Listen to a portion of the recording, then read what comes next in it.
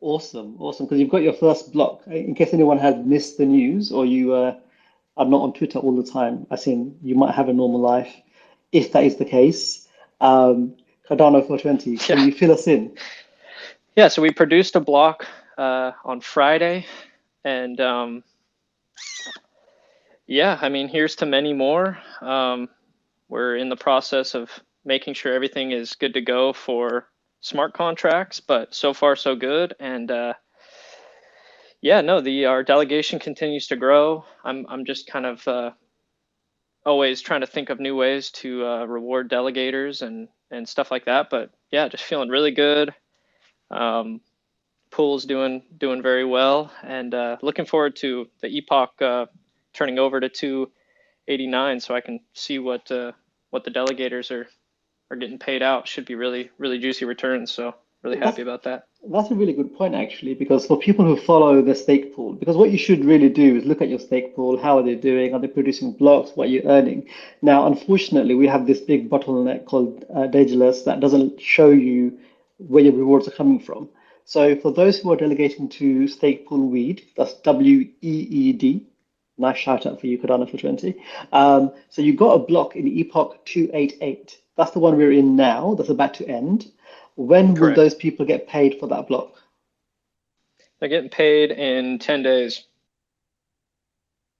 I think it was 5. It's like a 10-day delay. So, No? so, so this epoch is the block producing epoch. The next epoch will be the reward calculating epoch. And at the end of that epoch, so at the end of epoch 289, so this time next epoch, so in 5 days, uh, they should get paid out. So that's my understanding. And if anybody wants to correct me if that's wrong, I'm happy to take on more information if that's the case, but I'm pretty sure that's the Yeah, I guess case. that's kind of embarrassing. That's what happens when you don't produce a block for a while. Um, but yeah, no, I look forward to being much more familiar as time goes on with the No, and I payout think timing. it's a good It's exciting. yeah, it's a good thing to do, and also like because you're producing blocks and you're speaking to your delegators, it's a good way to educate them at the same time, right? Because once people are getting rewards and they're looking forward to the rewards, it's nice to link them to the blocks that they come from. So to say like, this Right. your block in Epoch 288 is going to be paid out at the end of Epoch 289. And so that helps people realize that there is no gap in rewards if they move. Because one thing I've seen multiples do, and which is very unethical, is scare people by saying if you move stake pool, you'll miss out on rewards, there's a gap in rewards, or there's some additional risk to your capital. Now, there's never ever risk to your capital. The only risk you have is lost rewards or rewards that don't get paid. So with um, switching stake pools, you basically carry on earning rewards with one pool until you switch over to the other one. There is never a gap. So that's important to remind everyone, I think. And I will say too that Cardano 420 in one form or fashion has been around since October of 2020, which is ancient history, obviously. But you know, um, it's been a long ride, and in that time, we've produced a total of 4 blocks. So it has not been a path paved with gold as of yet. But I'm just so over the moon, elated to be uh, to be producing blocks again, and really looking forward to uh, sharing more goodies with delegators and whatnot. Just as we continue, hopefully down this path that we're on of increased traffic on the network and hopefully increased eyes coming to all stake pools, right? As people continue to shop around and play the staking game. I'm really grateful to just be in the mix. And there was times where we weren't producing blocks, and you know, I wasn't really attracting any delegation to the pool. And I remember, Guru, you said to me, okay, so I forget what I said, but I was something along the lines of me kind of whining and going like, oh man, I just, I can't get the pool started and I can't get people to attracted to the pool. And Guru, you said to me, you said it's not the pool. You said that the concept's great. You said you just haven't embraced your destiny yet. And I mean, it just had a huge impact on me in that moment when you said that, because I thought, yeah, I have been just kind of dipping my toe in. And since really that conversation, I've been doing everything I can to every day. I mean, this isn't a part-time. Well, this isn't a part-time gig for me anymore. This has not only kind of sparked my imagination and my passion, but I've come to just appreciate that kind of responsibility that I have to delegators who are currently delegated to the pool, to just continue to spread the good word and keep everybody excited, because I do think that is it's my destiny, and I think a lot of people who are in here right now in this Epoch's End, I mean, we have to just embrace it and lean into it and continue to learn and grow and take the lumps when they come. But a lot of us have, I think, really bright futures in Cardano, and we just kind of have to open ourselves up to, those possibilities. And I was definitely playing this game mentally of I was scared to fail. I was scared to fail at this and admit, oh man, I could have been making more rewards if I had just delegated to another pool instead of starting my own. But that type of like fear-based mentality was stopping me from just leaning in 100% into this. And I feel like myself and so many other stake pool operators are going to have success if we just continue to embrace it. So thank you guys, Guru. Thank you, and thank you to everybody for that Well, support, kind of helping me get through some of those thank you, doubtful 420, times. because I love it when people turn up and they contribute and they stick around, because it's very easy to have a flash in the pan. I'll put a few quid in. I want to be a millionaire tomorrow. When Lambo didn't happen, then you go back to your other world that you're in, the normie world, and you stuck it out and you've been here. And I'm going to be very frank here. I think if I didn't have you helping me with Epoch's End and we weren't doing this together, I'm not sure I would have stuck around, right? It's not easy coming on and being genuine. I think being genuine requires a degree of vulnerability, acceptance that we are not perfect. We're not going to do everything first time and smash it out of the park.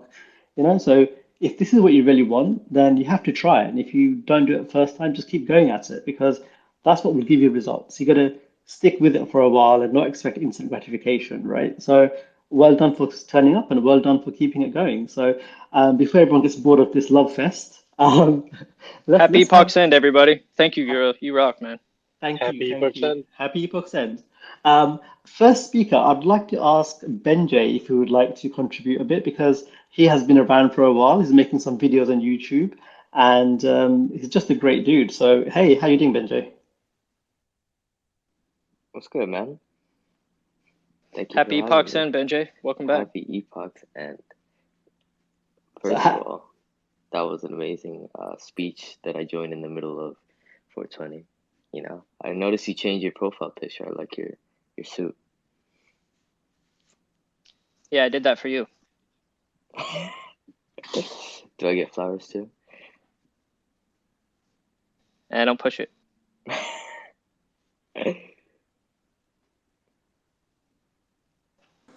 What's new with Benjay, man? Give us the 411. Give us the update. The update, man. I feel like I've been so deep in making videos that it's always difficult to just give time for nurturing relationships. So hopefully I can attend more events like this. Y'all do it every 5 days, and I'm not here every 5 days, and it hurts. So I just want to be more involved in the community side of things besides just my videos. But that's enough about me. I kind of want to ask Hero about your NFTs, man, because I'm I have it. Whoa, whoa, whoa, whoa, whoa. No, no, no, no. No, I'm just oh, I'm not asking anything like personal. I'm just like NFTs, man. I kind of want to get into them, but you're the pro expert guy. Just listen, man. Just wait. Time. Yeah, you're the pro expert. All right, man. I'll just pass it back to you guys. Thank you. Thank you, Benjay. If Hero is not going to take the opportunity, I shall do it for him. So, Hero Pool, who is an all-round super guy, volunteer fireman, has a stake pool. And before actually I shill your NFTs, I don't have any, so I'm not officially a shill. But you have done very well on your blocks recently. So, do you want to tell us a bit about that, what that means for delegators, and when they will see those rewards? Yeah. So this upcoming epoch, right? 289 is going to be really good for me. I have 2 blocks scheduled, so that'll be like 512% luck, which is big for my delegators because we haven't had a block in the last 3 epochs. So that'll pretty much make up for those 3 missed blocks, right? So we're right on par to average out for our 5.5% over the year, which makes me happy because my delegators have stuck through, 3 epochs, right? I haven't had many people leave, which I'm grateful for. Awesome news. Awesome. It's good to see you doing well, Hero. And again, another point of learning here. And I don't want to make this into a lecture or anything, but when you look at stake pools that are quite small, or by small I mean lower delegation, because let's not take away from the hardware and effort these guys put in. To run a stake pool takes X amount of hardware and effort, and anyone who's running a stake pool is putting that in. And also, let's not overplay the effort because some people do. Um, you know, so a stake pool is basically your hardware and a bit of software. And then it's just delegators, right? Delegators make the stake pool happen. So you guys have the power to choose where you go, where you stake, and what this community looks like, because you can have a community of diverse people, or you can have like 20 pools by one guy, right? So it's really your decision now. It's up to you. The power has been put into your hands. Um, Going back to delegation size and size of stake pools in terms of the stake that they have, there's basically this um, reward mechanism that encourages you to shop around. So if you go with a very large pool that has close to saturation amount of stake, yes, you will earn regular rewards, bang on the dot. You're not going to miss rewards. However, you're guaranteed not to get the best rate. And that's why you shop around with the smaller pools. So with the smaller pools, you might not get a block. But if there's only 500,000 delegation in a pool, you're only sharing with 500,000 other people if you get a block. So when you do hit them, you get amazing payouts. So if you're not desperate for reward, I mean, if you've already appreciate that you have 100x, because let's think about this, right? A lot of us who have bought in at 3 cents is basically 100x. 5% on top of that is neither here or there, right? So if you want to shop around, play around with a small pool. You might hit it lucky and it'd be nice. And if not, at least you're supporting somebody trying to grow the system, making the system dynamic, keeping it lively. We don't want to be stagnant. We don't want to become a market of, barons and kings who sit around for decades, right? That's not what I'm in it for anyway. So that's my lecture over. Should we start with speakers? Hey, lead time. I hear you've had corona like myself. I'm feeling better now. I feel a lot more energized and lively. How about you? How you doing? Hey, I don't know if it was the Rona, but I did have some downtime days. Could have been it. I'm doing great. Thanks. Wallowing in the bloodbath of the market, but honestly, don't really care. Everything got shook out of me the first time. It crashed 50% from 15 cents down to 7. Anything after that is just, it's all upside. So I don't really give a shit. Yeah, I What's think the it's a current I thought, price? I think it's at 240, 250 or something like that. Like markets took a major dump today. But I think more salient, more interesting things to be talking about that a lot of the people in the space might be interested in getting some layman's terms on is the whole UTXO thought that's been going on around Cardano on Twitter Spaces over these last couple of days. What do you think for 20 and Guru? You want to dig into that? Remember the names of the fudsters, okay? Remember their names, because just like with any kind of shift in paradigm here, everyone is going to, in a year from now, be saying that they were always Team Cardano. I always loved Cardano. I always supported Cardano. I've been on Cardano since day one. And then you're going to go back a year and you're going to see that they were spreading FUD. And so that's my thing. It's just whether they're, just remember who told you what during these times, because they will all flip. No one is going to be saying, "Oh, I was an ETH maxi in a year from now." That's my guess. Yeah, I keep my my gulag list at the ready. But I thought it might be an interesting and valuable thing to go into because starting out by saying there's no smoke without a fire here. So a quick recap to those who might not be savvy to what's been going on. There's been a lot of thought spread around surrounding the fact that the UTXO model that Cardano is designed around has some unique issues when it comes to designing certain dApps, such as decentralized exchanges, when you compare it to blockchains using account-based modeling. Account-based modeling is virtually all other blockchain projects, asterisks, except for Bitcoin. And there's truth to the fact that it's harder for Cardano to do some things than it is for everyone else. But I want to dig a little bit into why that is, and also why it's not really the problem that is being made out to be. So without boring you all with the technical nitty-gritty details of it all, a super gross simplification of it, of the two systems, the UTXO and the account-based model, is the UTXO.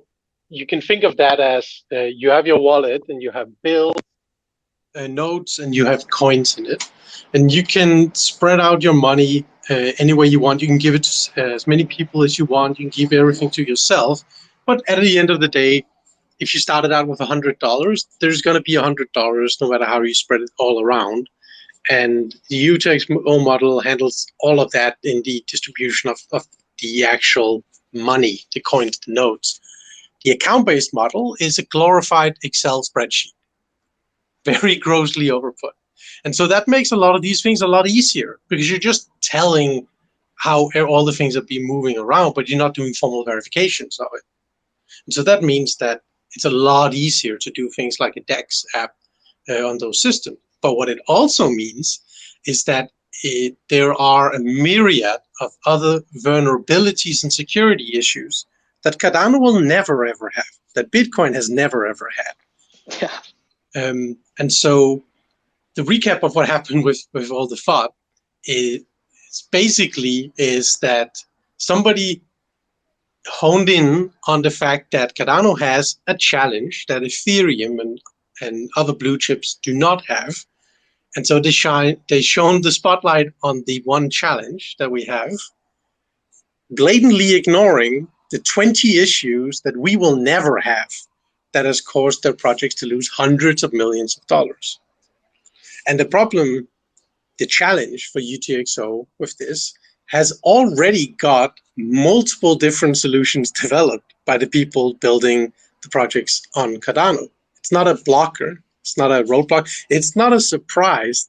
This thing has been spotted miles away.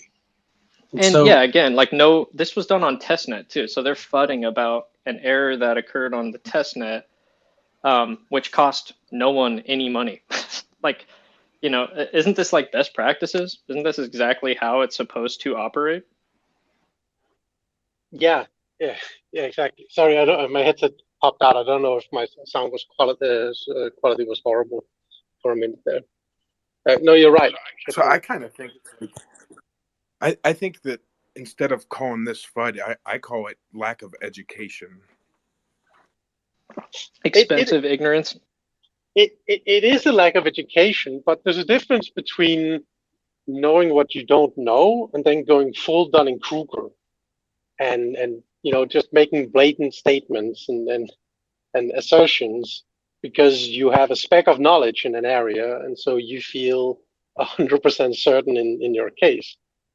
There's unfortunately a lot of that going on in the crypto space. Let's not forget too, Ethereum is a muted ledger, so it's a mutable ledger. That's not my opinion. That's history has shown us that. Anyways, let's keep it positive. But they don't have a leg to stand on, and so they're picking apart little errors on a test net. And again, they're speaking, that's one of the tenets of blockchain tech, is that it's immutable, and Ethereum has already been, it's mutable, right? So anyways, just take everything they say with a grain of salt. But that's not to say that Cardano doesn't have, different challenges, like Lead Time was saying, but where do you want to hash those out? Do you want to hash those out, after these things have gone to mainnet? I don't, so to me, this is just a nice, pure, uncut dose of FUD. But but to be fair too, we should consider the weaknesses of Cardano as well. Maybe not weaknesses, but maybe certain areas that are, different challenges are presented, like you said, lead time, and be realistic about them. But just I don't think anyone in this space is allowing the FUD to get to them. But just take what's coming from that community with a grain of salt, and then come check in at Epochs End and we'll talk it out. Absolutely. Hey, I thought it was a good thing to raise up because it's a particularly, corrosive subject, exactly because there's no smoke without a fire, and there's a grain of truth in what they're saying, but they're being deliberately obtuse and only focusing on a very tiny little sliver, ignoring very important context all around it. What's up, Epoch? Hey guys, yeah, I guess that interesting topic for sure. I guess I just wanted to weigh in a little bit and say that, my understanding of the thing that they're worried about is more so like, how many transactions can be processed within one block, right? A block is 20 seconds.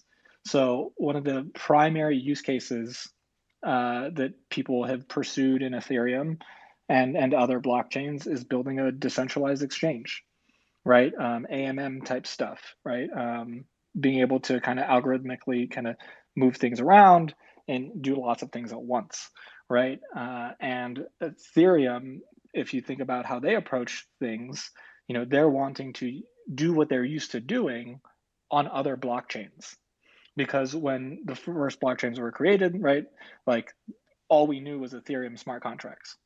So you have a bunch of people who've been in the business thinking, okay, well, like it has to operate in this way. I need to execute tons of transactions in order to do what I want. And what we're doing in Cardano is saying, hey, actually, there's this auction style contract, and there's multiple inputs and multiple outputs, and we need to take greater care in constructing kind of the right contract. So it's very different in design for how you're going to approach that. So I think of this, not really as FUD, more as like, you had the person who is used to driving, call it an automatic car, and you put them in a standard car and they're like, God, this car sucks. Like I can't, like it doesn't just take off when I put my foot on the gas. Like what are these gears? And it's like, okay, but there's a lot of It's a good point. Well said. Yeah. To like how you run this trade-offs. Yeah. So anyway, that's just my thought is it's really a design shift, and people will always kind of see it as awkward. But it's really just a different way of developing and a different way of securing the network. So, I don't have any concern, though I do think the bigger concern is that we haven't seen the solution. Like we should see companies putting out their code and saying, hey, this is how we should approach it. And instead what we're seeing is like an IP war of like, hey, I've solved this in a novel way. So like I want my DEX to be on top. So I'm going to like keep these cards to my chest, and then like we will establish our dominance, and then we can talk about scaling solutions. So it's just kind of interesting that we're not having the Cardano hug and like let's look at all these solutions and pick the best one. I will say that's the angle that I would find interesting to debate in another forum. Speaking of sharing IP, we have Maladex with speaking privileges. Hello, happy Enochs End. You can ask me anything you want about the U2XO FUD. But to say in short, on top of what like people before me said, the main difference is people don't realize that Ethereum is actually completely sequential. You have global memory, so it means there is never any concurrency. Always any pool that picks blocks from the mempool to go into the specific block. They do it sequentially and in the way to maximize the rewards. And basically they apply them one by one. Like literally, with the extra example, like you'll be just adding rows. And that's it. But now in Cardano, you don't have the global state. You pick what's the state, that's the off-chain part. And the issue people have, the fuss coming from is it took 2 years on Ethereum for the idea of automated market maker to spring. And now, you have a lot of people who thought, hey, it's going to be very easy to do like a big marketing for the project and then implement similar idea. But what they found out, or the people actually in the community who are thinking how the DEX can be implemented, they start find out, hey, if I put the liquidity pool in one ETXO, I can spend this unspent output only once per block, right? So like I can only do one transaction. But it's completely untrue, because when you design any concurrent system, like it's up to you to design the communication protocol. And for example, like ErgoDex, it is off-chain part, where they take the transactions signed by you, and they just put them in one big transaction, so they can still have one ETXO for the liquidity pool, but they aggregate all the transactions that interact with that. And that should be fine, because the ones ETXOs you have in the wallet, and there's only one that's shared, so that's fine. But nothing stops you from completely putting it on the blockchain, and I'll give you the most basic example. Imagine the scenario where you, instead of interacting with the liquidity pool, you create a new ETXO, and the UTXO is like a box with a lock. And this lock is either the private key or it's the script. So the script basically can have the condition that it can be, for instance, merged into the liquidity pool in the next epoch. And this way you have the aggregation mechanism on chain. But those are the most basic examples. You can do much more advanced stuff than that. And let me address the quote unquote IP controversy. It's not IP, it's a trade secret. So IP is something that you go to the patent office and you're legally privileged to use like for 20 years, and then it's like in the public domain. The trade secret is something that you keep as your business advantage for some time, and then you reveal it. And the reason for that, I'll give you a very simple one. And sorry for bashing on the project. It's just like it just trust me. Say I'm reading the article from ADAX Pro where they say that Haskell doesn't have variables, and you go online and take the first most basic Haskell course, and on the first chapter you have information what are the variables in Haskell, right? And this project, like did a lot of botting. They actually like 40K followers, right? So why should like I put all my knowledge from the years of hard working and then like all the sweat and sleepless nights and put the code open source that somebody can copy it before the launch, when on the social media we are much smaller, right? So only for that reason you keep the secret, right? You just want not give the competition enough time to basically copy the idea you'll be to spend so much time building, designing, architecting. It's completely novel, right? But the end game is always the centralization.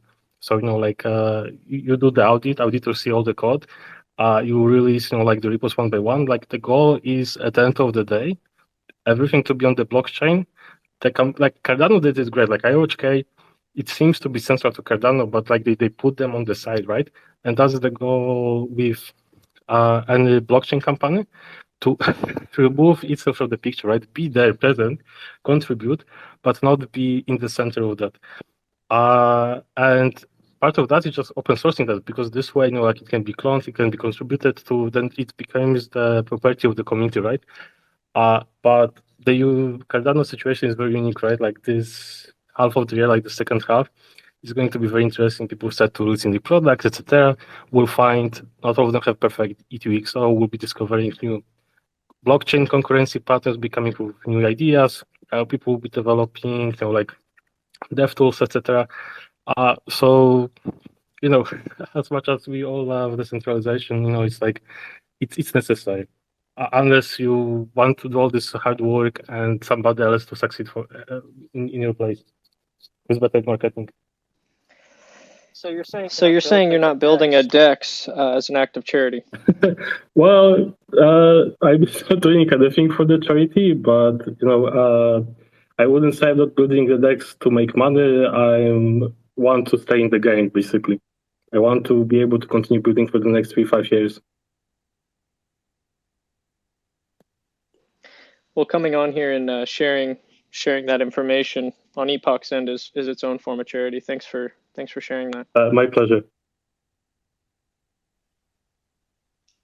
Thank you, Maladex. And I think it's for me, the simplest way I could put it was like if you took a bunch of people who are used to building stuff out of stones and you gave them cement, they'd be like, "Oh my God, this stone is really shit." So that's basically what we have at the moment, and it'll take some time to adapt and change. So, and I totally understand Maladex's point around if you have a design um, and it works, and you're happy to use that as your product, then sharing the magic ingredient just before you launch, because we saw it happen with Ethereum, where all this DeFi protocol, someone I can't remember which project it was, where they put everything onto GitHub. Somebody released it before the official release, and the official team had to use the unofficial project because that became more popular because they just basically released it a few days before.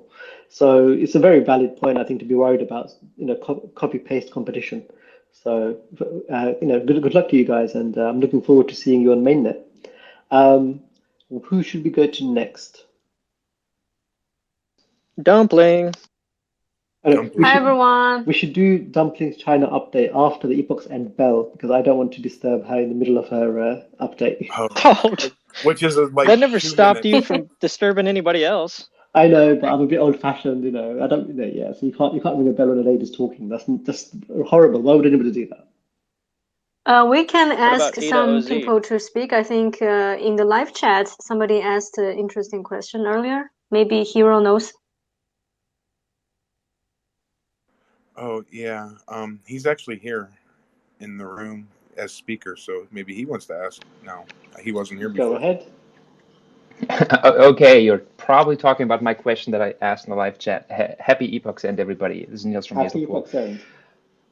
Yeah, I was referring to a question earlier, like the whole conversation about the FUD and how we have to dissect it. So my question back then in chat was, does it matter if they come around in the end, though, instead of pointing out how they had a failed opinion a year ago? So, I heard some people say, oh, I got my blacklist of people who said Cardano sucks, doesn't have smart contracts, they don't work, you can't do more than one transaction per second per block and stuff like that.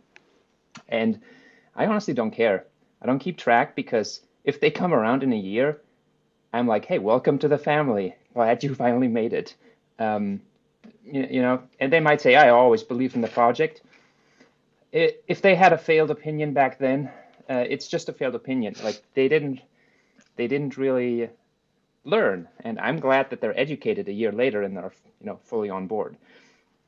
Yeah, no, you're absolutely right about that, and I definitely don't mean to hold on to those names for the sake of shaming anybody or anything like that, because I've said before too, like all these Cardano haters are future users, right? I would just say for the purposes of taking their opinion with a grain of salt in the future, some of these people have revealed themselves over the past year or two to basically just put their own personal crypto bags above the research and the progress that's being made at Cardano.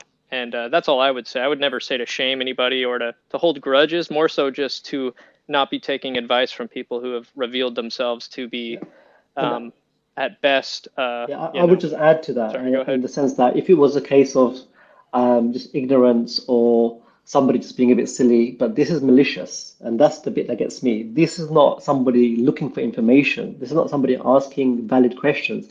These are people looking to do malicious harm, and they have an audience, and with that audience comes some degree of responsibility. So when you say things that are clearly false to basically harm another project, that's what they're trying to do. And for that reason, we do have to be a bit robust about it. We can't just say, oh, come join us next year, because at the moment they are trying to do harm, and that's the bit that gets me. Gotcha. Yeah, and I just don't disagree with that, as in making clear to everybody what is right and what is wrong, because there's certainly a difference, and that's like we all call it FUD, and we all throw it in the bucket of FUD, or a lot of people do, not everybody, but there's a very clear difference between wait, you can't do more than one transaction, you can't use the same UTXO twice. That seems like a big problem. Like if you make a tweet like that, you may be uneducated, but you may not do intentional harm. But if you're saying, hey, smart contracts are never going to launch, we're never going to have a DEX because of that, that's a different statement. So there's intentional spreading of misinformation, and there is spreading of doubt, but not because you want to do harm, but because you're just not educated enough and you don't know where to get educated potentially, or you're ignorant for the education that's available to you. I hear what you're saying. And that's very true as well. Yeah, it's a learning process for everyone in this space currently, including myself. So I definitely would never claim to have the complete understanding and but yeah, the scientific method isn't afraid of questions. That's what drives the scientific method. But yeah, sorry, good point. Absolutely. Happy Woo! Epoch End. Happy Epochs End, everyone. There we go. No matter the price, it's I'm still all great rich. rewards. That's why we love Cardano. Happy Epochs End. Happy Epochs End, everybody.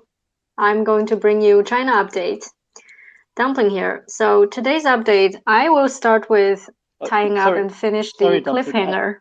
I don't mean to disturb you, but I think somebody's had the hand up for ages. Maybe they can quickly. That was the whole point of her waiting, was that you weren't going to interrupt her with the bell, and then you interrupt her immediately. I know, but I just feel bad for somebody that had a hand up for so long. So if they could quickly my go update is gonna take a while, so I think it makes sense for Cardano OZ to start. Yeah, go ahead and chime in, and then we'll have our China update. 80Z, that's your cue. Yeah, sorry, I missed that cue. Happy Epochs End. Yeah, happy Epochs End. So this is just more of a technical question, mainly for the stake pool operators out there. A lot of the pools have updated to the latest node version, 1.29.0. What happens to blocks and block production for all those pools that have not upgraded to the latest version? Lead time, you want to take this one? I don't think they're going to be assigned blocks. But yeah, I've heard other wrong. things, but I need a good clarification, because a lot of there's only 74% of the network that's been upgraded. So what happens to that other leftovers that well, I mean, I think haven't the upgraded? cutoff that someone was saying was, we want at least 80% to go live. So as long as 80% gets across the line, we should be in pretty good shape. So knowing that we're at 74, 75, when I looked at it, it was 69%, and we were just at like 30% on Friday. So we're definitely climbing the numbers pretty quick. So I wouldn't be too worried at the network level. I think we probably have an open question as to like what happens to some of the other pools, but I don't know. It's the larger pools that are going to be producing blocks right off the bat. So as long as the majority of the network is upgraded, there shouldn't be any issues, and people will have time to adjust. Right, the smaller pools have block schedules to think about. So I wouldn't think of it as like a time bomb on the 12th or the 13th. Like we have some days to see it work out. I may be wrong, Sorry. but I think they will be assigned blocks all the same. They just will mean invalid blocks. They won't be accepted. Yeah, that's what I think. It must be because the stack, the snapshot happens before the next epoch.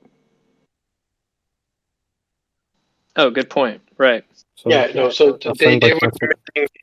would be minting in invalid blocks.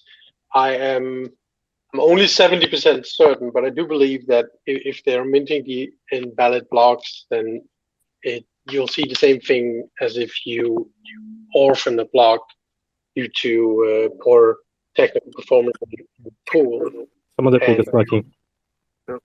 So I have somebody, George from Apex Pool, answered in the Epochs End chat. He said the node will shut down itself because of the protocol version update. There'll be no blocks produced by the nodes that did not update.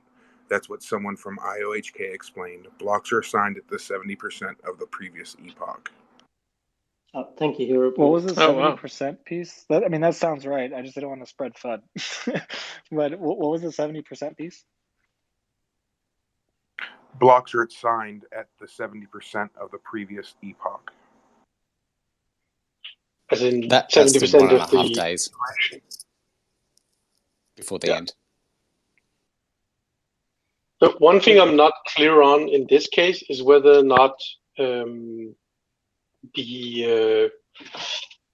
blocks that would have been minted by pools that failed to update are going to be offered to eligible stake pools the same way that you see when you're orphaning a block. So if that is the case, then all that would really mean is if you're in a pool that has updated and there's a significant amount of pools that hasn't, then your pool is likely to get an additional blocks validated during the epoch. That's what I read, and that's what I thought was the case as well. So if these blocks that are assigned to pools that haven't updated, they'll get distributed to other pools that can mint those blocks, and they'll pick up the transactions.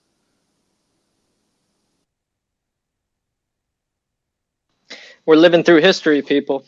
We're witnessing it right now. It's pretty incredible. Pretty incredible times. Right. History, Thanks for the question. Let's move from history to geography, and in particular, China. Dumpling, apologies for the delay. Go for it. Extra exposure. So hi everyone, Dumpling here, bringing you the Epochly China update. Today I give you something very fun, but before that, let me tie up my cliffhanger from last Epochs End talk, because I think some of you didn't know what happened.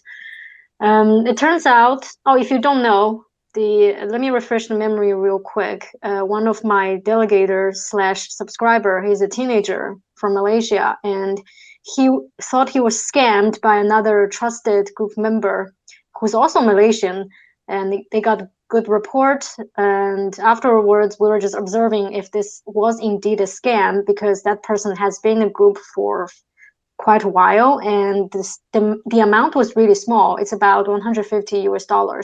So we couldn't really believe it was a scam. We thought it's more like he's probably banned from Telegram or something happened in Malaysia.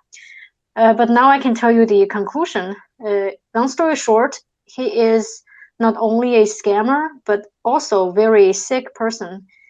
He never returned the money to the teenager, his victim.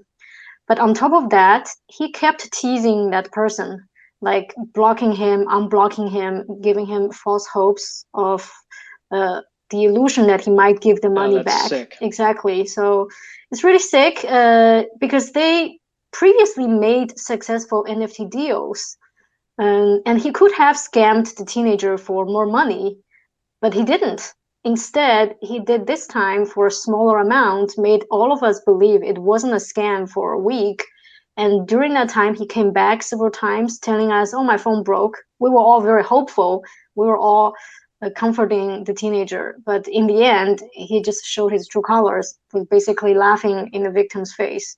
So needless to say, this mental torture is pretty horrible. And even more so for a teenager who's new in the crypto space. So I made a video about this whole story, and I gave very serious warnings to all my followers. And I'll be implementing stricter rules in my group, which was already very strict, but it will be even stricter.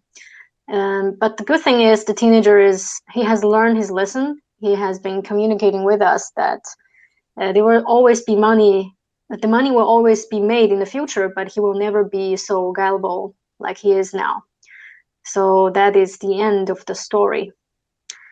And he's very lucky to have a group like what you have going on Telegram, right? Yeah. To be able to communicate with not only you, but to be able to get support from the rest of the group, because these type of setbacks, I won't go into my own personal details, but they can really take an emotional toll. So to have a group there to support you and to offer guidance and support, that's a really cool thing. Absolutely. We're all very supportive of him, and we told him, take it as a silver lining that you're learning this in a relatively small amount of money in a very young age, instead of losing more money later. So that's that for him. Now let me share something very interesting with you. It's more like a growing pain, but my Chinese channel, it's starting to see more censorship as it's growing.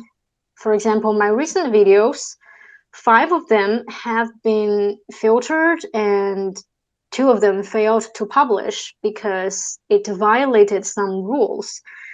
But the confusing thing is, there was no clear guideline. Like, I know my content doesn't have anything that was prohibited by the platform. There's no gambling, pornographic, or political content at all. But from time to time, the videos just get censored and I can't publish them. I've been trying to contact the people who were supposedly censoring my videos, asking them, why do you do that? And they give very, very vague explanations. It's a repetition saying it's unsuitable content for the platform. And I gathered some feedback from fellow content creators on the same platform, and they have been telling me it's really vague. Some theories are saying cryptocurrency is still a very sensitive topic. While it's not prohibited on the platform, from time to time, the platform just decides that they don't want certain content. Like, for example, I was trying to do a tutorial on buying and selling NFTs, and the platform might deem it high risk because it involves investment. In contrast, my analytical videos about fundamentals of a Cardano usually don't have any issues. So that's one theory, is that maybe the government thinks people are bad with investment-related videos and we shouldn't publish such to not mislead them. But that's just a theory. Another theory is that many people told me it's very random. So the filtering and censoring is actually done manually on that platform. It's not done by an algorithm. People are manually reviewing them around the clock. It's a very heavy job, apparently. So what I heard is that it depends largely on luck. Like, it's ridiculous. For example, some of the staff, they could get very busy at certain hours. If you publish at that time, they will give you a very easy pass. If they have a lot of time on their hands, there will be more scrutiny. But again, that's just hearsay, and we're not sure if that's true. I will keep monitoring and keep asking them for feedback. I want to bring this up to you because I see this is a pain of having a centralized content platform. Are you allowed to tell us what platform this is? Yes. Yes, I'm absolutely allowed. It's called Bilibili.com. It's a very popular Chinese platform for video creators, targeted at a bit younger audience. So that's the lesson. Centralized video platform. What I dislike is that your content heavily depends on the mood and some arbitrary vague standards of the said platform. And I hope someday we'll have a solution for this. If I could just say from like a tech perspective, I would not solve this with a manual effort. I would solve this from a keyword perspective. For example, when I was setting up my Twitter space or my Twitter profile, and I linked to my early website, and it was like my first time making a stake pool website. And I had a bunch of finance terms on there. I think I had the word invest. And like basically when I went to test the connection, I got like this massive like error screen that wasn't a real error, but it was like, this could be a massive scam because like it found, I think, the word invest. So I basically tried to like prune certain words, and then like over time, the system kind of updates and says, okay, like there's nothing suspicious on that page or in that video or on that whatever.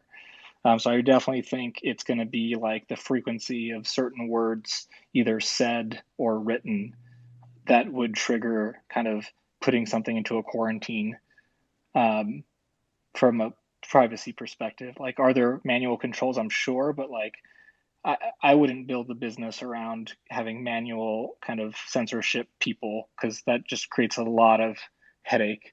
It's way easier to say like flag all the finance stuff is like suspect. So that's my thoughts. Is it Chinese website? Sorry? Is it Chinese website? Yes.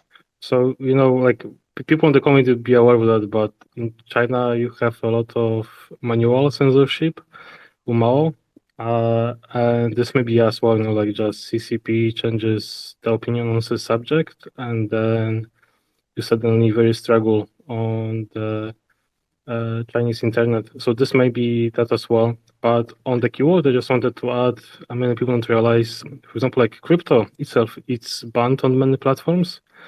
And most often it's just advertising. For example, like on Twitter, if you have anything to do with crypto, you cannot buy advertisement. Yeah, crypto is definitely a sensitive area, and you're right. The thing is, even if CCP hasn't made a rule or hasn't changed their mind on anything, but those platforms are so scared of offending them, so they will start self-censorship very heavily on the content creators. And it's easy to wag a finger at the CCP, but these types of paradigms also occur just in different forms in Western quote unquote democratic societies as well. So this type of self-censorship to insulate yourself from that type of crackdown is common around the world. Something I've heard about YouTube is that as soon as you add a link, whether it's in the description or mentioned in the video to another website with the intent to purchase something on that website, you are immediately entered into kind of a new subcategory that calls for more closer attention. That's at least what I've heard about YouTube. That's so exactly what happened to me, because yeah. we use the word invest, I think, or interest. Like you can't promise people interest. That's like not okay. You can say that there's like staking rewards that like they get. Oh. And these platforms don't like the idea of people, clicking on a link and leaving their platform at all, So I think that also is a big part of it too. Is they just want everything. They just want people to click on the next video when they're done with, you know what I mean, with Dumpling's video. They don't want people leaving the site to go, look into something else. So that could be part Absolutely of it. not allowed to attach any Telegram link. So I want to bring you the last piece of updates. It's regarding the recent FUD and how people reacting to them in the Chinese community. So initially there was curiosity in the group chat. People were asking, what's this FUD all about? But thanks to your cool, calm, collected Dumpling, there was no panic. I did some good explanations and tell them to calm down. But more thanks to a few Chinese technical guys. They worked with crypto and technology. So they came out and they started explaining things and got people into more new perspectives. So they're not as scared anymore. So now, today, people were pretty calm even in a whole bloodbath. And now we're all almost back to normal in the group chat now. So that's all the news for you for this epoch. Thanks for listening. Thank you so much, Dumpling, and shout out to the Cardano supporters from China who seem to be very prudent and nuanced in their thinking about blockchain. Absolutely. It's awesome to get these updates. I tell you one thing. You really got to appreciate people in China doing those things. Like I sometimes don't know even how they do that. You go to China and you cannot use any Western VPN. They don't work no matter what, and they still find the way to do all those things. Oh, you can't really stop them. Amen. It's impressive. So I just wanted to add that some people sent me a DM about where I was getting questions from. We have a Discord for Enochs End, and you can always ask your question in there if you don't want to speak, and I'll ask everybody. So links up above. Thanks for that, Hero. Yeah, we do have the Discord going, and it's a great place to keep the conversation going. It's Enochs End Discord. It's neutral ground, and you will not be harassed to delegate to a stake pool. That is our promise.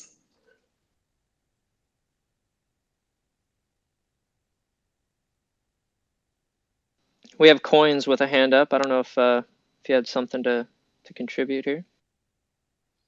Yeah, I wanted to talk about two quick things. One is I'm happy for everybody that it's been confirmed that we are rolling smart contracts out to the mainnet.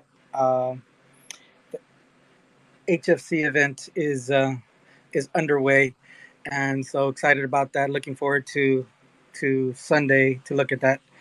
The next thing also is I will be co-hosting a LA event. We're still figuring out with the other co-hosts what we're going to do, and also given the COVID constraints, whether it's going to be live or virtual, or whether it's going to be a pre-event party or a during event watch party or an after.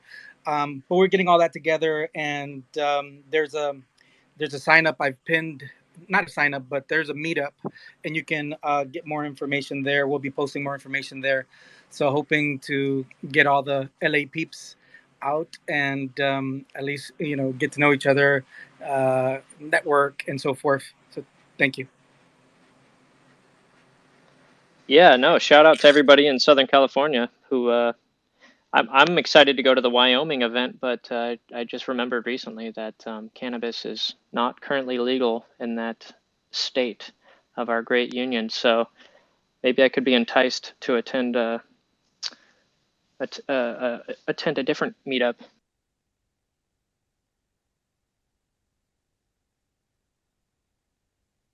Cardano 420, are you not hosting your own? Yeah, and honestly, I'm really looking forward to going to the Wyoming one. Hold on. We can always tune in to the summit, but we can't tune in to the good herb. And therefore, location in that case is more important. Yeah, there's been some talk of a little after party in Wyoming. I don't want to make anybody feel bad if they're left out. It sounds like it could be a real rager, so looking forward to that. And if anybody else is currently planning on going to the Wyoming summit, shoot me a DM. Let's get a little get together going. Also, Colorado is just around the corner. Yeah. Yeah, I was gonna say if I do else? end up going to Wyoming, I'm definitely gonna be doing my connecting flight through Denver. Do a little pit stop. A little funny thing about the LA co-hosts, one of them is a cannabis provider. So he has a lot of people on his Rolodex. Oh wow. Yeah, a lot of food for thought here for me. Oh, in terms of the summit news, once the London summit is announced, that's in the location. I've not seen the location yet. I shall be providing people in astronaut costumes giving away Fulham shirts. That is what I'm doing. How are we going to get it from you, Guru? I may or may not be there, but the point is, it should be quite obvious because it's going to be a Lamborghini. They'll be in a Lamborghini. A Lamborghini SUV. Yes, they'll be in a Lamborghini SUV, wearing astronaut costumes, giving out Fulham shirts. It's going to be hard to miss, but I just don't know the location yet. I'm a size small, thank you. I had somewhere around Westminster. Yeah. If anybody was wondering, yes, Guru is well on his way to becoming the Max Kaiser of Cardano. Guys, I've been in the bear market for like 3 years of like suffering, where I remember it went from 6 cents. I thought 6 cents was the bottom, right? I was like, yes, 6 cents. I want to buy it. Right? I got some cash, and it dropped to 3, and I was like, fuck. Where do I get more? I did the same thing. The same thing. Where do I get more money? Right? So I moved a few things around, and I made a few good decisions in my life. So it means finally I can have a bit of fun. So hey, if you're in London, you see a Lamborghini SUV with the guys in astronaut costumes, come say hello. We'll give you Fulham shirts. Guru, I was actually wondering recently if Europeans and people around the world want Americans to call your sport football, why do you guys play it with a soccer ball? I'm sorry for 20. That's an inappropriate joke because I can't laugh and that's not fair. That is hilarious.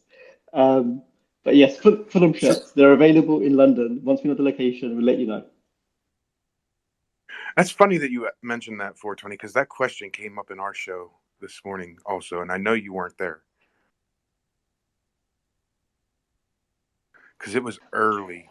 I'm gonna be honest. That's a joke from Norm Macdonald. He's like a famous stand-up comedian in the U.S. So I wasn't an original thought. I just thought we're having fun here. I don't think the lawyer's onto you yet. Don't worry, 420. I think you're okay. Talking of lawyers, actually, we should probably cover this because last Epoch's End, there was no Cardano City. Now there is a Cardano City. And some of you may have noticed my personal Cardano City collection.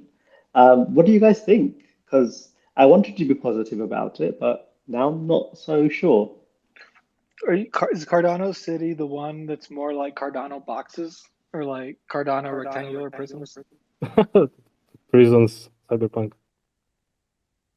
I did call them Cardano slums at one point, so that was a bit rude of me. It But reminds me of the stacks in Ready Player One, you know?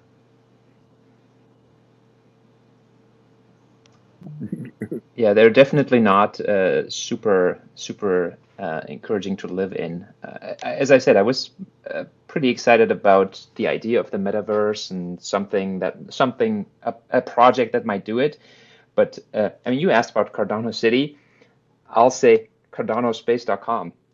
Much more metaverse, much more community, and much more people talking to each other and trying to do something together, even though it's just 2D and not 3D. And another thing too, when I was sitting there for 3 hours trying to click a hold on, button on a Cardano website, 20. Do you want those three or not? no, I don't want them. I found them for much cheaper. I don't mean to be a jerk, but it reminded me that, like, okay, so the chasm that we're currently kind of traveling over, where we've kind of been able as a community to identify how blockchain will work in 10 years, and then the chasm between where the technology currently sits and where it's going, in that chasm is going to be trillions of dollars of value thrown into a bottomless pit. And all people have to do to be eligible to receive some of that money is promise that they are delivering some vague like semblance of this fulfillment of kind of these ideas that we're all aware are possible now, but current technology isn't ready to deliver on them yet. And I think I don't mean to call anyone dishonest in the NFT, because whatever we're willing to pay for, there's going to be a product there to satisfy it. No, but nobody's But just forcing because you. these things are Sorry for possible 20. in concept, Just a quick disclaimer. NFTs, nobody is forcing you to do it. If you FOMO, that's your money you're giving away, and if you don't get it back, you don't get an NFT. It's on you, unfortunately. You're the one who's going to suffer that loss. Nobody else, as much as we can give you kind words and sympathy, that would be your loss.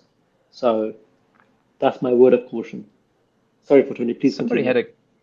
Somebody had a great quote on that, just to tie into this, the other day on Twitter, and they said, "Isn't it funny how NFTs are kind of the equivalent of somebody walking up to you in the street and saying, 'Hey, do you want to buy this lottery ticket for $300?' And you say, 'Yes, yes, please.'" No. Yeah, well, and it's all in the name. It's in the name FOMO, right? So if you're buying these NFTs because you appreciate the artwork, I would never hold that against anyone, regardless if you find the value to be there for yourself. But it's in the name. It's FOMO. That's why I was clicking on the damn screen the other day, and just goes back to that fear-based motivation. Even if you win some of those, you're setting yourself up for, if that's what's motivating you is a fear of missing out, then you'll only win so many of those before you take a loss. So what are you saying? NFT stands for no FOMO token, and FT is for FOMO token, and for the one you shouldn't FOMO in, and for the other one you should? No, I'm saying you should hold your ADA. Your ADA is worth $32, not financial advice, purely in spiritual value. Stake with Pride, you've had your hand up for a while. Please add to this great discussion. Yeah, so I got a quick story. So it's about NFT. So I'm super late into the NFT game. Like I've been kind of anti-NFT, like, oh God, like really? Come on. And so unfortunately, so yeah, even when the Unsigs came out, I was actually talking to like Unsigs algorithm and Monad in like DM, and even sent me some. They're like, yeah, like consider these, and I totally passed on it. And that's fine. I'm like, yeah, that I won't spend my money there.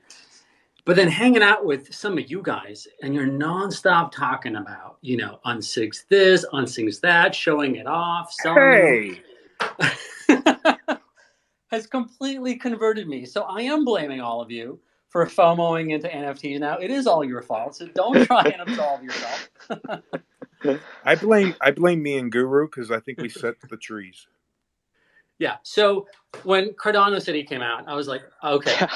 I guess I'll send some ADA to my wallet. I'll get ready to buy them. My first NFT purchase, And then certainly they got delayed and they got delayed. But then finally on Sunday, I just happened to be in front of my computer and I saw the tweet about we're going live in a few hours. So I got ready.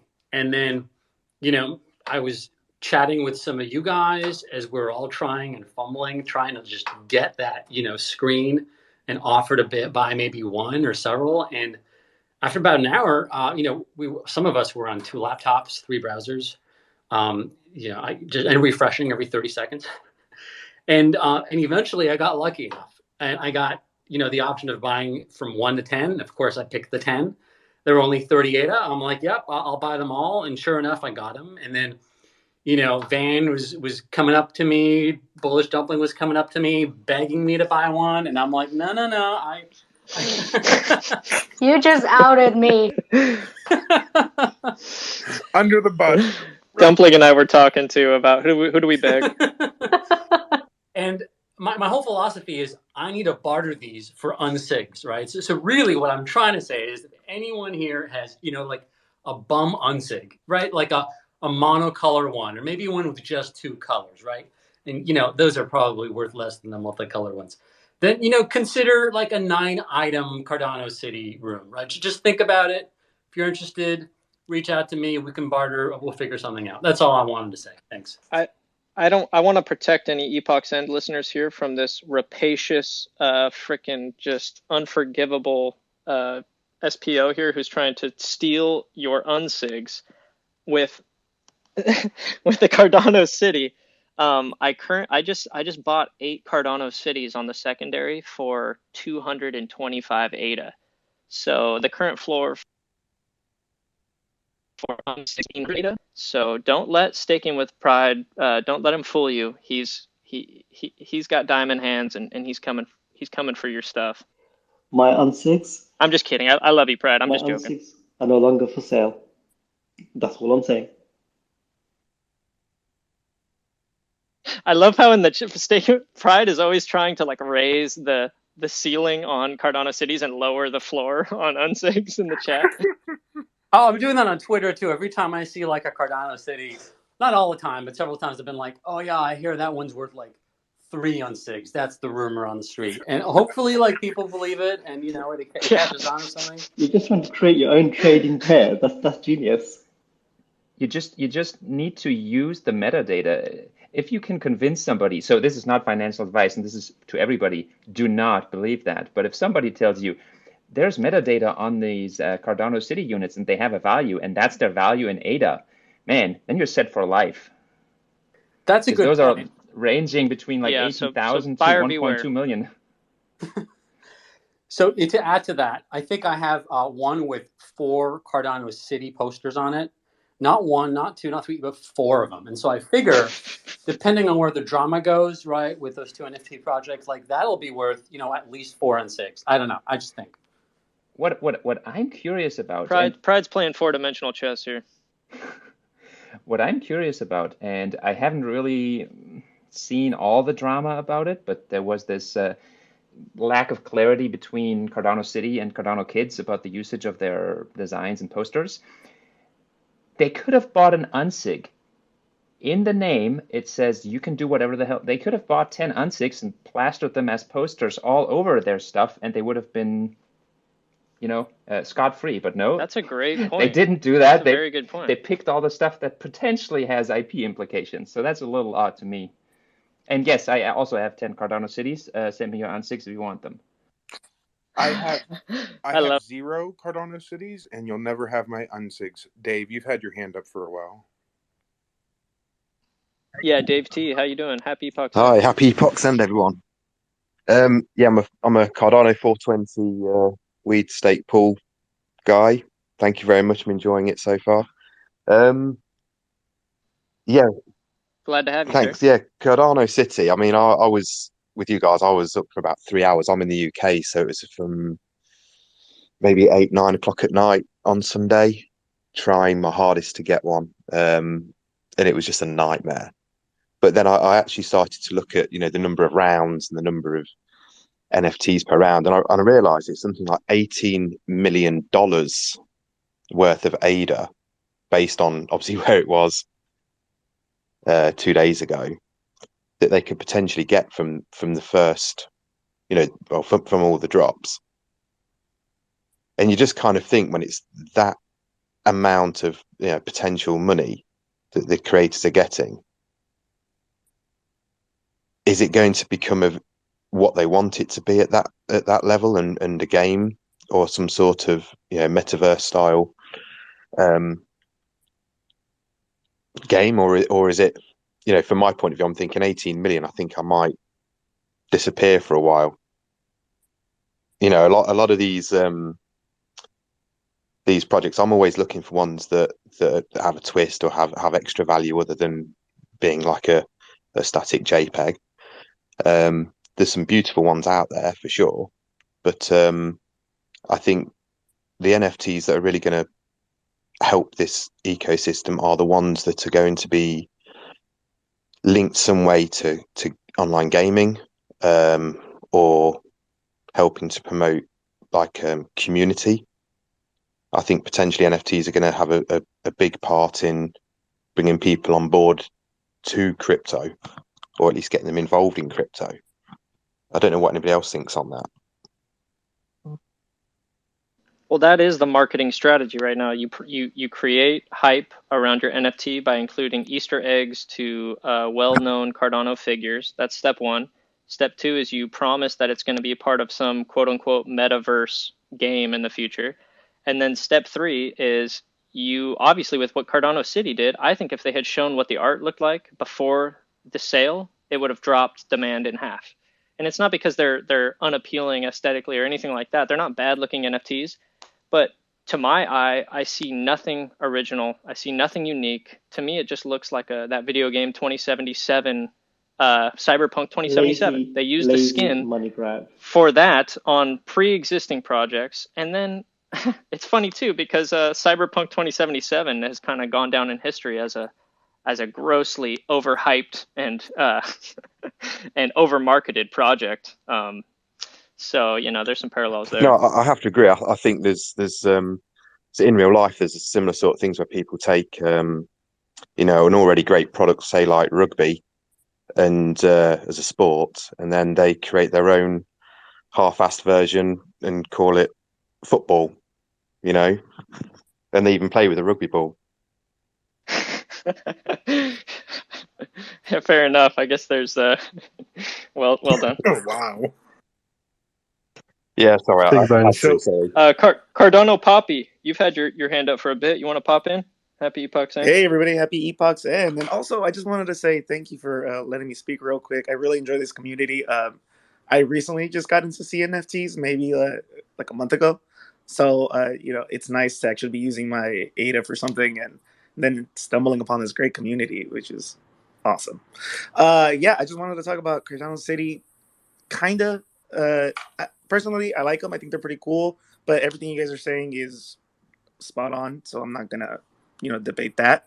But what I do want to talk about is the way that Cardano kids handled the situation, because I thought that was really well, handled.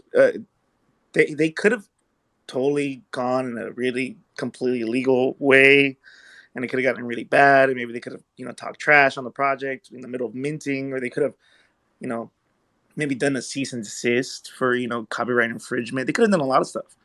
But, at the end of the day, they ended up posting on Twitter that, we are Cardano, and maybe there's still going to be a collaboration at some point in the future. And there was just a miscommunication with metadata. And I thought that was a very cool way to handle supporting another project in the middle of their mint. So, I just thought that was really cool. And,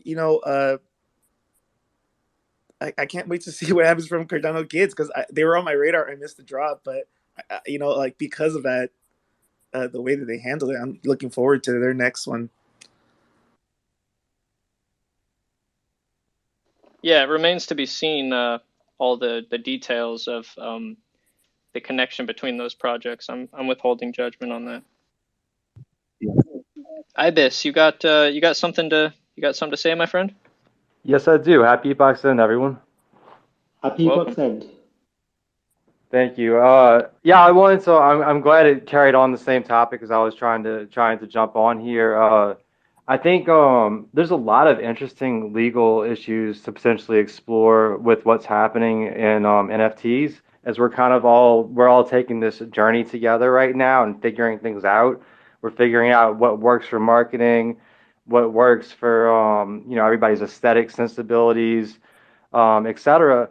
But there's not been a lot of legwork really done that I can tell as far as like what's going to end up being long-term sustainable in terms of legality. And it's a kind of boring topic, honestly, probably for most of you, even for myself at points.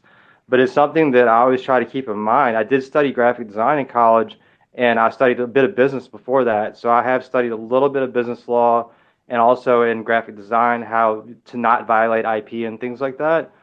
And it's a conversation we definitely should be looking into having. And I do plan to address this some at the CNFT workshop. So if anybody's interested in kind of furthering that conversation, or especially if anyone has legal expertise and would like to weigh in from an expert standpoint, I would love to hear from you. But yeah, it's something that we really do need to discuss, and I won't get into any specific projects because I don't want to accuse anybody of violating IP really, but there are some things that do appear to be IP violations from my limited perspective in that. And it's definitely a conversation that we need to have because we don't want to run into this when we're in a bigger space than where we are right now. We want to kind of, just like we do on other things, we want to work out community standards that we all agree on. So we want to probably do that earlier in the game than later in the game when it can be a bigger problem, right? That's all I wanted to say. Lead time. Anybody want to pop in? Yeah, thanks for bringing that up, Evis. I'm a weird person, so I find that kind of question very interesting, fascinating myself, and yeah, it's extreme. That is weird. It's extremely important that we figure out how we're going to handle all these things. Now, I am a coffee cup, so that naturally means I am a legal expert. But this is particularly difficult and hairy thing. Hold on, lead time. Working on. I'm going to stop you quickly. Just Cardano for 20. Do we have to change our disclaimer to not financial advice to not legal advice too? Are we spreading ourselves too thin over the lawsuits? You know, my official stance on this is there's no such thing as intellectual property. It's a fabrication, and that is not financial advice. Well, whether or not you believe in IP rights or not, the big question really comes down to jurisdiction. And so, since the blockchain is unstoppable and immutable, always available, really, then if you copy code or artwork or any kind of like IP that I claim to have some rights on, but you're living in a different country, if there's no extradition deal between those governments, then ultimately doesn't really matter. And so it's going to be really interesting to see in the decades to come how decentralized legal systems are going to form, because they are going to form, absolutely. Question is just how. My bet is that identity systems such as Atala Prism is going to become the bedrock for everything that we're doing. And through those systems, you're going to be able to tangle together rules, regulations that spans about geographical borders. But ultimately, I don't really know. I am a coffee cup, so don't take anything I say seriously.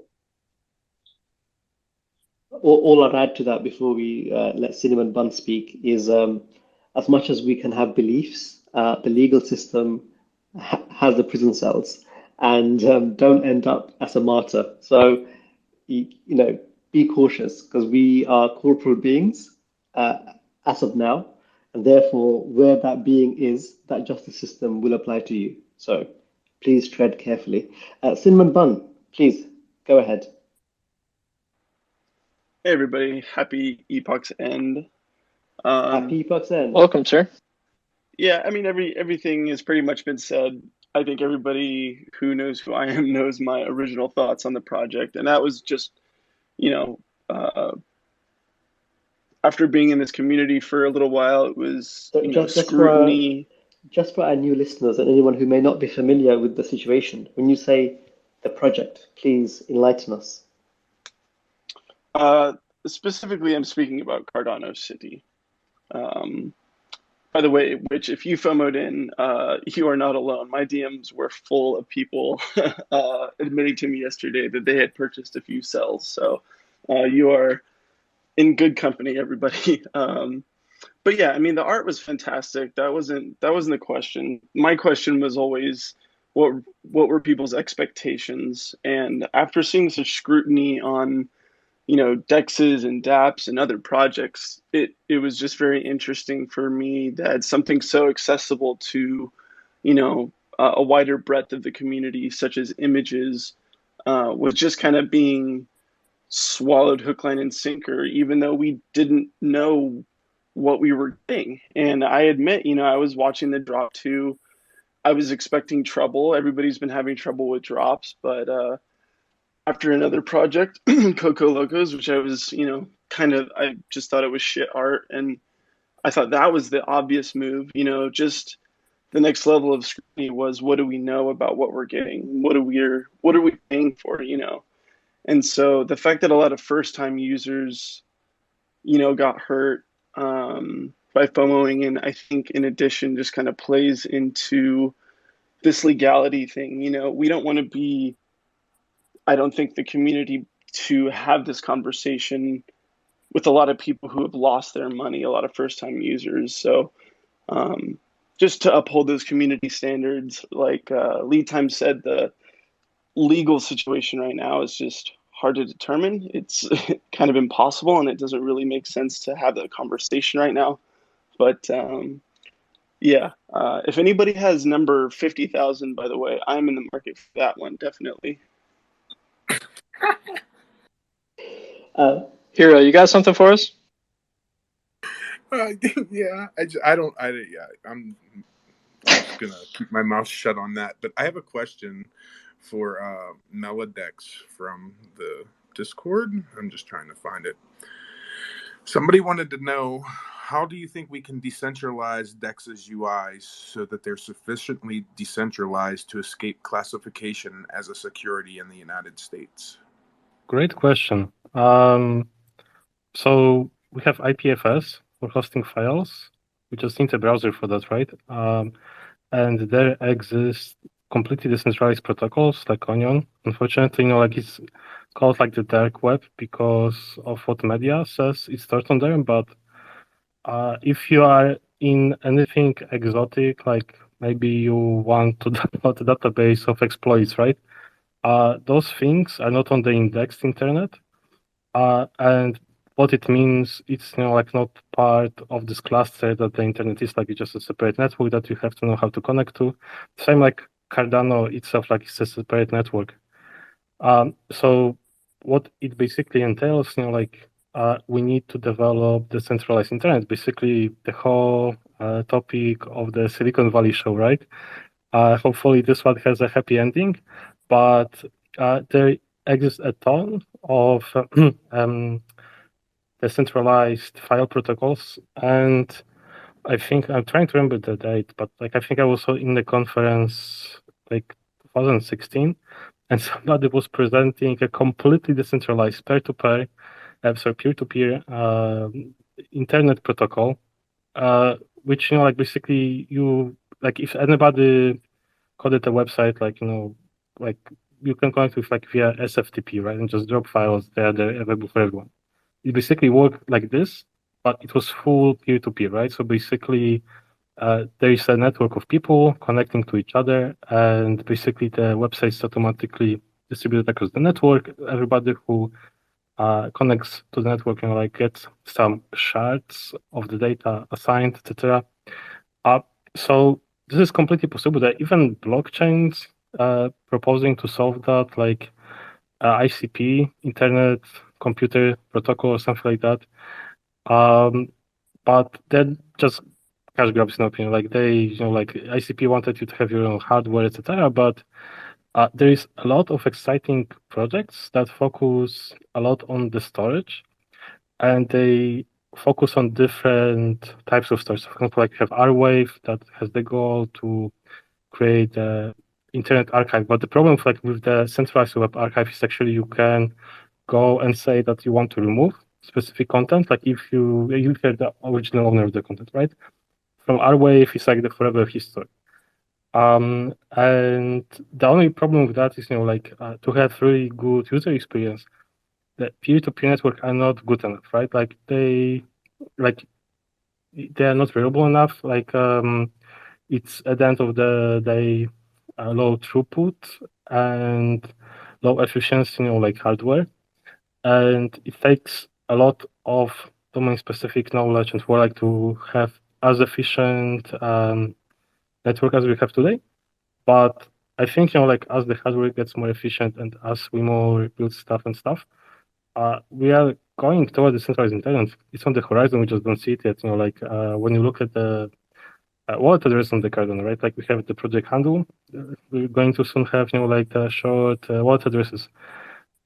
We have storage blockchains. The next step is the centralized internet. And at first, it's going to suck. Like Bitcoin still sucks, or it's going to suck like Ethereum. But then there will be Cardano decentralized internet project, right? And then we'll get rid of that bottleneck as well. Peer-to-peer is coming to Cardano as well. Stick with pride. You got something for us? Yeah, I just wanted to answer Cinnabon's question. He's still on there. I think there's a question in there about like expectations for Cardano City, like, expectation versus reality. And one of the things I do want to say is, initially I thought this NFT drop would be about the metaverse, right? We hear about the term metaverse now. At least I hear it all the time. I personally do believe that AR glasses are going to replace every single phone in your pocket. Like that's going to happen. Apple knows that. We all know that it's going to happen, and it's going to catch on. And VR is also going to be big, and that's where the part of that some of the preview pictures showed, I think, people with VR glasses. And I even told some folks who were thinking about buying Cardano City. I said location, location, location. Obviously, this is going to be a city, Cardano City, where you can buy plots of land, and there might be a downtown core. Or by transit, there might be like an IOGHQ, like you want to buy next to the hot properties and pay more if you need to, right? But I was disappointed to find out that they were just cubes. It was more like Cardano condos, not Cardano City. And rather than focus on even like the condos, okay, so you're buying these cubes, right? It wasn't about like the number of rooms or did it have a jacuzzi. It was just a lot of like almost like Disney culture or Cardano culture, like, hey, are using Daedalus. So, I appreciated it. I guess it's easier to, perhaps the execution was easier by doing that, right? Because then you just have one block, you randomize stuff, and then you render the art based off, off randomness. And so, I guess my feedback is if we have NFT creators here, or if you hear about folks creating, future NFTs that are a bit like that, to consider the metaverse aspect of it, because then in a few years, we could actually explore this, these NFTs, with VR. I think there's opportunity there. Not that we can't do that with these Cardano City ones, but I guess I had expectations, and I still FOMO'd in. I want to do an experiment really quick. Throw an emoji if you expected Cardano City to be somewhat of an interactive VR type game. Just put some sort of emoji up right now. And this again, Cinnamon Bun, speaks to that chasm between what will be possible using this technology and what's feasible today, And I'm new to this space, so I don't know what is possible on Cardano before smart contracts, but what I saw was just a lot of quickly spliced stuff with some bot spliced in stuff. And that's all I was saying. My original post didn't accuse them of being a scam. The question was, are they more than a JPEG? And I think everybody expected, myself included, that it was going to be like a Sims-like little apartment, and that you could, leave your apartment, go to other apartments, You could swap items, but I didn't know what that was, right? And that's okay if that's what your project is. Like, there's nothing wrong with it. The art is still cool. You know, they put in work. The way they went about it, you know, is different than I think a lot of people would. But like Ibis said, we're still exploring the space. We're still exploring how to market things. But I think there's also the thing to consider is when we're trying to build, you know, Cardano 420 can go on the poetic about Cardano, but we're trying to change the world. And if we're trying to onboard people at a time when CNFTs and NFTs are, you know, hot lava, we need to make sure that that's kind of going smoothly and that it's looked at from not just a investment perspective, but, you know, as leaders of the community as well, we can all just kind of ask these honest questions. And, you know, if we're all honest and accountable, I mean, isn't that what blockchain technology is all about? Well, it's also about being permissionless too. So people are free to do the right thing with their ADA, and I'm not claiming to know exactly what the quote unquote right thing to do, but my gut instincts keep telling me, hold it, stake it, smoke a joint, and relax next time you're getting ready to sit in front of a screen for 3 hours so you can buy a neon pink fucking little cube, and just instead smoke one down and maybe flip on Netflix or something, open up a good book. I regret not using my time in that manner. But you never know. On the flip side, you could have somebody who got drawn into the Cardano community because they were excited by Cardano City, and they may have bought a couple and they may resell them in a few years and make 400 times what they put in. So it's, I mean, there are no, you know, I wish there was cleaner answers that we could give, but and like Guru said, no one's forced to buy these things. Only thing I would say is, as much as it is permissionless and therefore you're free to do what you want, we are all part of this community to a degree in however way we participate. And when that brown excrement hits the proverbial spinning propeller, it covers all of us. And therefore, I am going to call out the bullshit when I see it, and it's not going to make me popular. But you know what? Like, when that thing goes wrong, it affects all of us. Like, those people are now going to be miserable. They're going to go and spread FUD. They're going to go say, "Oh, this thing's horrible." So let's not spread negative energy, and where we can, prevent people from throwing ADA into. Sorry, I did buy some. I did buy Cardano City, but only a few. And I was like, maybe there's something in it, and there wasn't. So we had hopes, and they were dashed. What? I think everybody. What did I do to all you guys? In hype. What did I do Guru, you also bought a Lamborghini SUV, so you know, I don't think anybody is going to accuse you of having perfect taste. You got to have some fun sometimes, and as long as that's all that is, it's okay. But when there are expectations of gains and those expectations are not met, people are going to be miserable, and that's what I'm trying to save you from. Okay, let's be direct. You need to protect yourself from yourself. So I put all my ADA into a hardware wallet, and I have to put a pin in to open it. Now the good thing is I'm quite lazy and I can't be bothered to put that pin in. So that saves me. So if you need to protect yourself from yourself, I don't mean to be like a parent or a guardian or what have you, but seriously, dudes, like, your ADA is the primary main asset. Don't throw it away like it's worth less than $32. Not financial advice. It's just that when I say that, I feel happy that I'm quoting Cardano 420. So I'm just going to add that before we. Do you realize that he's saying all that because he wants you to pump his bag and not make fortune on Cardano City? I own Cardano City too. And that's what I want to avoid is those types of accusations, because it's ultimately. Sorry, go ahead, Guru. No, that's a very valid point. It's like, are people just talking as bag holders, right? And I'm like, well, it's permissionless. Nobody can stop you. However, if you're then regretting it the day later, or you're doing it based on FOMO, come on, guys, like, it's okay to have a bit of fun. And as long as it's a bit of fun, it's okay. Nobody gets hurt. But if you're trying to pay your rent or your mortgage by flipping an NFT, you're just gambling. And it's important to remind yourself what you're doing. Like, you're just throwing valuable assets into things that are speculative. It's okay for a bit of fun. It's okay if you think you're going to, predict something and have a long shot.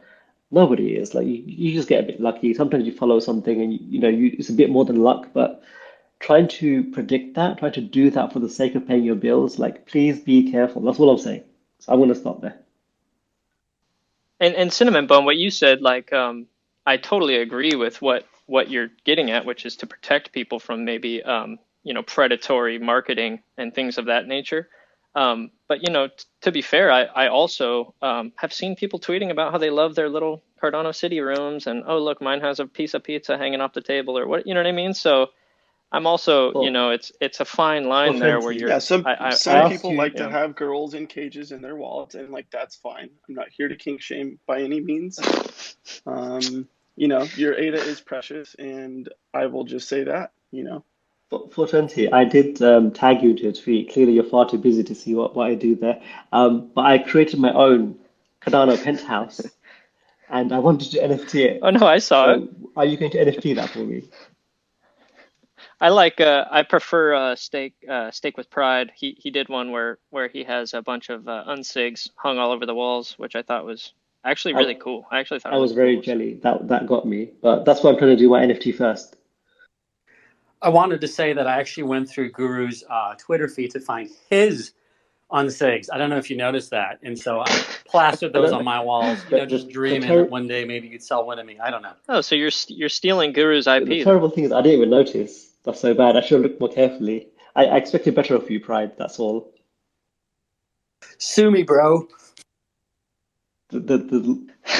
Again, path of least resistance. So it's not going to happen. In the same way that I'm not going to mint my own NFT. So 420.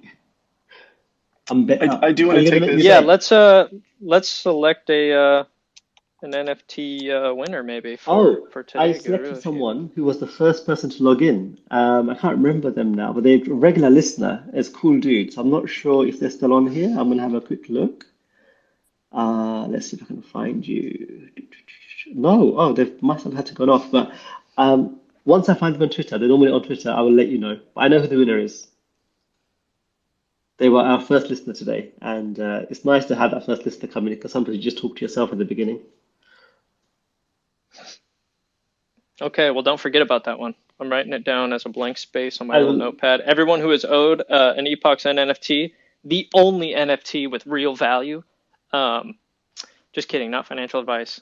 You are on the list. It's coming. We only give out one per don't epoch, FUD out on me. and sometimes I forget, which means they're even more scarce than you think.